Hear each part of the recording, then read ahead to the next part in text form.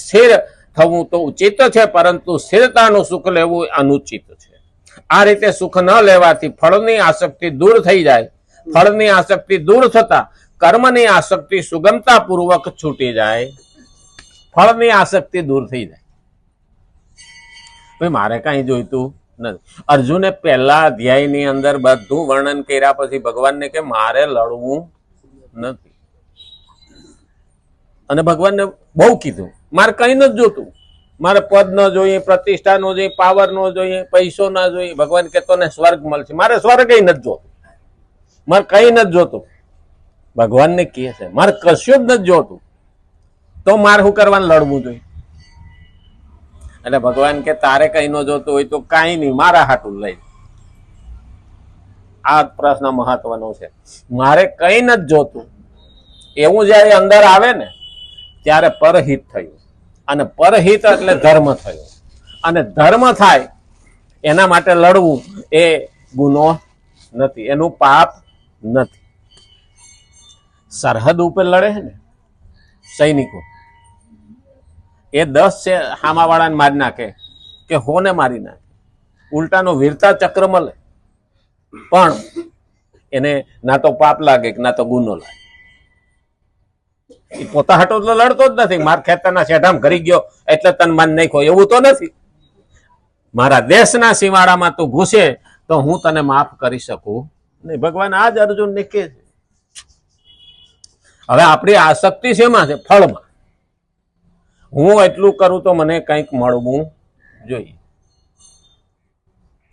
જોકે આપણે તો ઊંધે પાટે ચડી ગયા છે. મને ફળ મળે તો હું કરું. હવે આપણે ઊંધા થઈ ગયા છે. હા, માને 2 નારિયેળ તો વધેરું, તો મારો છોકરો પાસ કરે તો, એટલે છોકરો લક્ષ્ય જ પાસ થાય, એને આવડતું છે જ પાસ થાય. પણ તો આપણે પહેલા ફળ માગીએ અને પછી કર્મ કરીએ. નહીં, તું કર્મ કરે, ફળની આશા ન રહે. અહીંયા ભગવાન આજ કહે છે કર્મણ્યવાધિકાર હસ્તે મા ફલેષુ કદાચ. ફળની આશા જ નહીં. મળશે કે નહીં, કેવું મળશે એ આપણે વિચારવાનો સવાલ જ નથી. બસ મારે મારું કર્મ કરવાની ફળ મારે કરી દે. અને જયારે આ આવે ને ત્યારે ફળની આસક્તિ જતી રહે. એને આપવું હોય તો આપે, ન આપે તો કઈ નહીં. દ્રૌપદીએ ક્યારેય એવું નહોતું વિચાર્યું કે મારી મોંઘા ભાવની હાડી ફાડીને કૃષ્ણને પાટો બાંધું, તારે એટલી હાડી ચડાવે, એવું કોઈ દી એને વિચાર્યું નહોતું. પણ ભગવાન ટાઈમે આવીને ઉભા રહે. 1000 ગણું આપ્યું. ખેંચનારો થાકી ગયો, પૂરનારો થાક્યો નહોતો. પણ આપણે તો પહેલી શરત પડીએ, 500 રૂપિયાની હાડી ફાડો. હા, તારથી એટલી હાડીઓ દે છે. જો હાડી દે એમ હોય તો ફાડો, નહીં તો ન ફાડો. આપણે તો ઈ મહિલા એવું ન રાખવું. મારે કંઈ જ જોઈતું નથી, પણ બધું જ કિંમતી પ્રભુ તારા માટે વાપરવામાં મને કશો જ ક્ષોભ નથી. અને મારે કંઈ નથી જોઈતું. અને નથી જોઈતું એમ કહીએ ને ત્યારે ભગવાન ઘણું બધું આપે.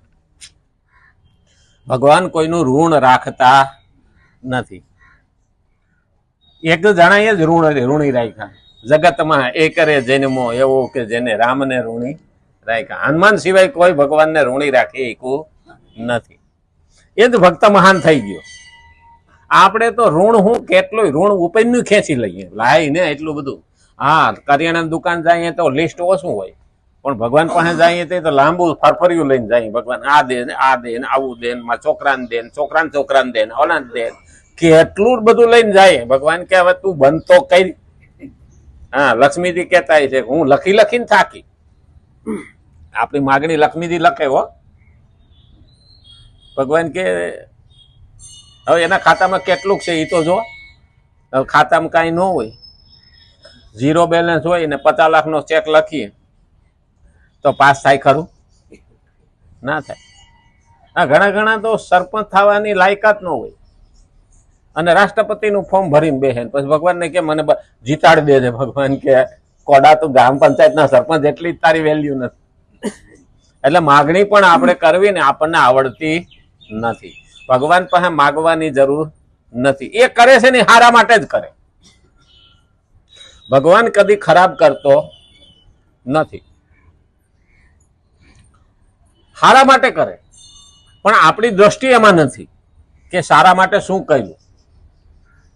પેલા રાજા બેઠો બેઠો શેરડી છોડતો હતો, હાથમાં ચપ્પુ લઈ, એટલે દીવાન ઉભો હતો. અરે કે જો હાથમાં ચપ્પુ લાગ્યું, લોહી નીકળ્યું. એટલે જે થયું હારા માટે થયું. હવે ચપ્પુ લાગ્યું, દીવાને શું કીધું? જે થયું હારા માટે થયું. બરા રાજાનો મગજ જતો રહ્યો. બીજા પાટો બાંધો વૈદો હતા અને કે આને દીવાનને નાખો જેલમાં. તાલાની કે હારા માટે થયું એવું કે છે, ખરાબ થયું એવું તો કેવું જોઈએ ને કે લાગી ગયું પૂરતી. પછી રાજા બીજા સૈનિકો લઈ અને જંગલમાં ગયા મૃગ્યા ખેલવા. હવે એમાં રાજા ભૂલા પડી ગયા, ઘોડો આગળ નીકળી ગયો, સૈનિકો વાહે રહી ગયા. તે પેલા ભીલ લોકોએ, જંગલી લોકોએ પકડી લીધો રાજાને. એટલે કે 32 લક્ષણો હાથમાં આવ્યો. આજ આપણી દેવીને કે નર બલિ આપી. એટલે તો બધા રાજા રાજી થઈ ગયા. એનો આગેવાન હતો એની પાસે લઈ ગયા અને ઉત્સવ ઉજવો, ધબધબાટી ઉજવી. રાતે મસાલોમાં બધા નાચે કાંદે કે હવે આપણે આને નર બલિ આપવાનો, આને કાપવાનો. હવે રાજા એકલો શું કરે? આખું ટોળું. એટલે ઓલાએ કીધું બલિનો ટાઈમ થયો ને એટલે ઓલાને તપાસ કર્યો તો હાથમાં પાટો. એટલે એને આગેવાનને કીધું કે આને હાથમાં પાટો છે, આ તો ખંડિત છે, આનો બલિ ચડાવાય નહીં. એટલે કે આને છોડી મેલ. રાજા તો જીવતો રહ્યો. મારતે ઘોડે બીજે દિવસે નગરમાં આવ્યો. એટલે દીવાનને પૂછ્યું, જેલમાંથી કાઢી બોલાવી, કે તું કહેતો હતો કે ચપ્પુ વાગ્યું ને એ હારા માટે, હકીકતમાં હારા માટે જ થયું. તો કેમ? તો કે આવી રીતે નર બલિ દેવાનો હતો પણ કે એને પાટો જોયો ને એટલે મારું જીવ બચી ગયું. પણ હારું મને નો સમજાણું. હા, તને જેલમાં નાખ્યો તો કે એ હારા માટે જ થયું ને. પણ કે મને નો સમજાણું, તને જેલમાં નાખ્યો હું હારા માટે. તો કે તમને પકડી લીધા, હું તમારા ભેગો હોત તો તમને તમારો બલિ નો સડત તો મારો તો સડી જાત. એટલે મને જેલમાં નાખ્યો તો હું બચી ગયો ને કે હારા માટે જ થયો ને. ઘણી વખત ભગવાન છે ને આપણને તકલીફ મોકલે ને તો પણ હારા માટે હોય. આપણે ભગવાનને દોષ દઈએ કારણ કે આપણને ગમતું ના હોય. પણ નાની તકલીફ મોકલીને મોટી તકલીફમાંથી ઉગારી લીધા, આ ભક્તિનું પરિણામ છે. પણ આપણને ખબર હોતી નથી. મારો આદેશ ચાલે, અમુક વ્યક્તિ મારી આજ્ઞામાં રહે, આવું ઘણા હોય. મારો આદેશ ચાલે. ખરેખર આપણો આદેશ આપવાનો હોતો જ નથી. લક્ષ્મણ ને રામ બેઠા હતા વનમાં, ત્યાં લક્ષ્મણે ભાઈને પૂછ્યું કે પ્રભુ હવે આપણે ધર્મની સ્થાપના કર્યા પછી શું? ચારે ચાર યુગની રીત તો હોય. ત્રેતા પછી દ્વાપર આવે, કળિયુગ આવે. એટલે એને કળિયુગમાં પૂછ્યું. એટલે રામે લક્ષ્મણને સલાહ આપી કે 5 ભાષા કળિયુગમાં બોલાય, 5 પ્રકારે ભાષા બોલાય. એટલે જુદી જુદી ભાષા નહીં, એક જ ભાષા 5 રીતમાં કહેવાય. તો કે શું?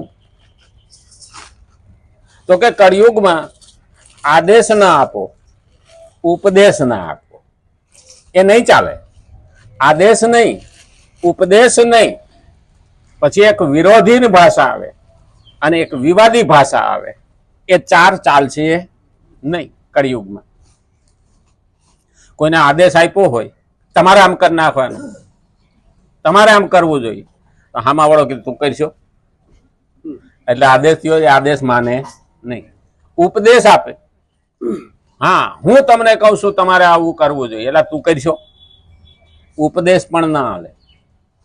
આદેશ નહીં, ઉપદેશ નહીં, અને વિરોધ તો કરવો જ નહીં. જો ઘરમાં પણ વિરોધ કરશો ને તો ડખા થાય. એટલે વિરોધ કળિયુગમાં ચાલે નહીં. અને વિવાદી ભાષા કાંઈક બોલ્યો નથી ને વિવાદ ઉભો થયો નથી, આ પણ ન હાલે. વિવાદ નહીં, વિરોધ નહીં, આદેશ નહીં, ઉપદેશ નહીં, તો શું કરવું? સંવાદ. અદ્ભુત રામાયણની અંદર આ પ્રસંગ આપ્યો છે કે સંવાદ કરવાથી આત્મીયતા વધે. ઘરમાં પણ માણસનો સંવાદ ચાલતો હોય ને તો ક્યારેય ઘરમાં ઝઘડા કે ડખા થાય નહીં. સંવાદનો અર્થ થાય આપણે આમ કર્યું હોય તો, આ ભાષા કળિયુગની, આપણે આમ કર્યું હોય તો નાનામાં નાનો કુટુંબમાં ઇન્વોલ્વ થાય. આપણે એટલેમાં બધા આવી ગયા. હું કહું છું આમ કરો તો ઘરમાંથી 2 જણા વિરોધ તો આવવાનો, ભલે બોલશે નહીં પણ એ આડા હાલવાના. આપણે આમ કર્યું હોય તો પેલા એક વખત બધા ભેગા બેહીને નક્કી કર્યું, પછી એને કોઈનો વિરોધ રહેતો નથી. તો સમાજ પણ એ જ રીતનો છે, પરિવાર પણ એ જ રીતનો છે, કુટુંબ પણ એ જ રીતના છે.